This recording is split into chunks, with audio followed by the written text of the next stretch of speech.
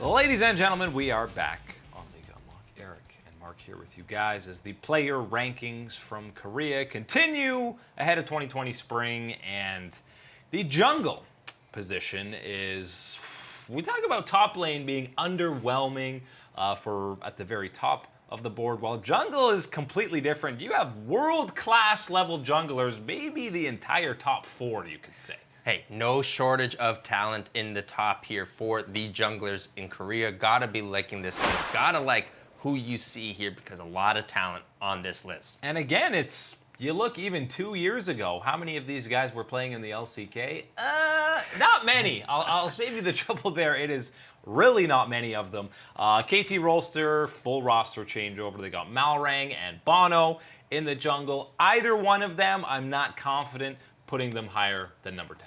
All right, and I think that a lot of it for them here is going to be how much that you're going to perform, because when you're looking at the other names on this list, I'm expecting a lot more out of them.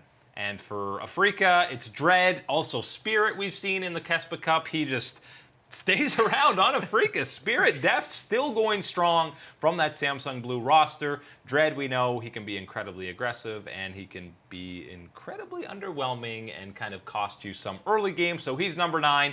APK Prince, they have Flawless, who came in to be there, and you remember he was on JD Gaming. He actually performed well. They made a bit of a playoff run. You assume he's going to be the main starter, and spoilers, he's probably the highest ranked APK Prince member. Yeah, I fully expect Flawless to be the one here for them, carrying the torch in the jungle for them, and again, carrying that torch as far as their gameplay goes here would be the expectation for APK Prince. And it's still going to be a lot of pressure on them. We'll get to power rankings eventually, but hard-pressed to see APK finishing much higher than vying for that promotion. They get the prestigious Jin Air spot. Yes, but hey, they took down Jin Air, so they deserve that spot. But there's so much rookie talent or sophomore talent in the jungle spot. Haru is all of a sudden one of the biggest veterans around, been playing since 2017. He's on Hanwha Life. You've got to imagine he's going to be the main starter with his buddy Kyuve.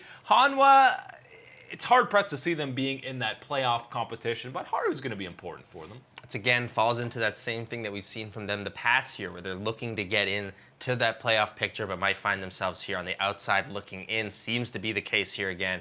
But Haru is someone that I would say on that roster can provide a difference here to make them over that hump here to get into the playoffs. And Pyasik is one of the 2 big question marks for Dragon X, the rookies, solo queue star. If they live up to the hype, absolutely believe that Dragon X can be the best team in the LCK. We go to the top 5. Cuz, the newest member of T1. Look at that nice little logo again. Now, of course, Cuz is going to get a lot of flack because pretty much anyone T1 was going to get is going to be a downgrade from Clid, who was the best jungler in the LCK throughout the entire calendar year. But we got to give Cuz a chance, and I think he's really going to be able to prove himself on this squad. Right, as soon as you found out that Clid was not returning here to SKT, it really didn't matter what name they were going to announce after it here. No, it's not Clid! It was always going to be, you're not Clid. That's always the way that it was going to be stacked up here for the rest of the League of Legends community here.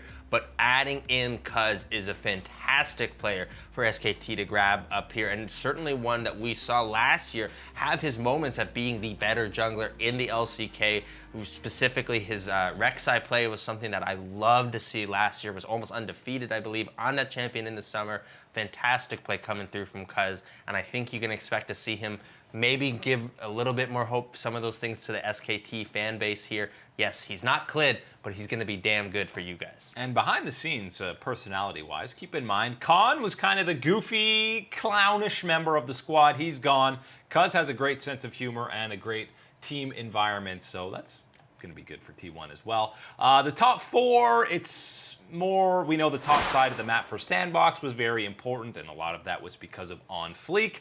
And On Fleek and Canyon, both guys who came up from the challenger scene together at the same time, I think they are very close. Canyon really put up some great performances on the world stage. That's why he is a spot ahead of him. Right, and I think that when you're looking at both of these players, there has to be a next level step here that you want from both of them. Because yes, they are fantastic talents and young players still, but you're looking at them to become superstars, and that's what you want here from the duo of Canyon and On Fleek. This is the squad that can take them there here. Sandbox and Damwon, you hope that they can reach those levels. And for specifically Canyon, someone I want to talk about, I think that he has had these great performances here, but when you get into some of these major events here and some of these finals towards there, I think in some of those best of 5 series, you start to see his mental go a little boom. So a little bit more mental strength there would be something I'd love to see from Canyon. That was something both those guys suffered from in the LCK playoffs. Top 2, there's no real argument here. It's Clid and Tarzan, and I'm not even sure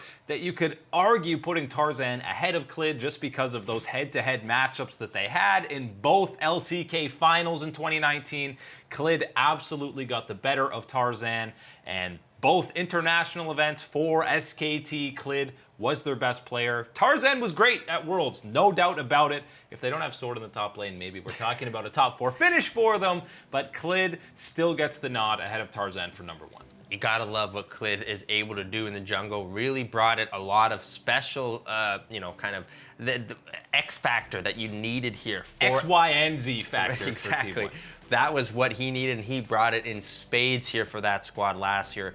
And this is exactly what you need on Gen G. They made a big splash saying, hey, look, we're re-signing Ruler here. We're going to bring around, put together this talent here for him, and adding in someone like Clid, that absolute rock star, superstar in the jungle. Such a vital position, especially with the changes going on this year and how jungle XP is all going to work out. Things are vital here in how you play in that jungle, and Clid is your best jungler in the LCK. Yeah, and things are going to be even more punishing when you're getting behind in that early game with less catch-up XP, and we saw anything pre-15, it was all through Clid, and anytime that SKT had their slumps last year, it was because Clid wasn't playing at an otherworldly level, which is similar to what we saw with Tarzan, and now he has some different solo laners around him this year. Things might get a little bit more difficult for him. I think Tarzan's job absolutely has gotten harder here, mainly just based off of the roster changes and the strength that will be there for him to go through. But hey, this means even more chance here is that he can be the carry. Make Tarzan the big jungle god that he's supposed to be and carry around here. Give him the Evelyn, give him the Kiana, give him anything where he can pop off, because yeah, there's going to be heavier lifting to be done for him on this year's version of Griffin.